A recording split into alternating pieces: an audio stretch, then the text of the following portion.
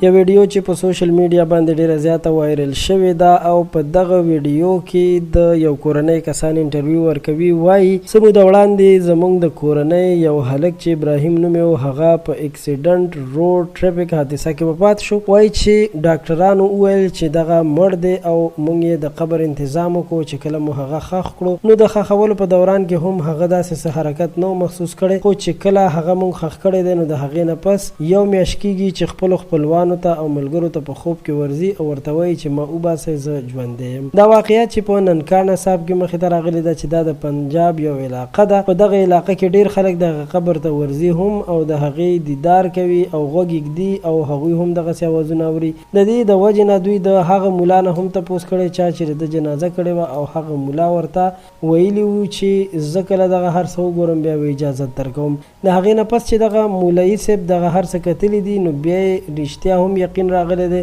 او ورته یې ویلي دي چې اوس تاسو قبر وکنئ. کله چې قبر کنستل شوی دی نو په هغې کې هیڅ هم نه و، یعنې مړی روغ جوړ پروت و خو هغه ژوندی نه و او دا هسې دوی ته په خوب کې راتلو. نو معلومه نه ده چې دا واقعه به څومره حقیقت ولري، خو په سوشل میډیا باندې ډیره وایرل ده او دغه هلک پلار هم میډیا والو سره خبرې کړي دي. د پښتو پوسټ چینل د دې ویډیو د کتلو مو ډیره مننه کوم چې تاسو موږ سره تر اخره پاتې شوئ.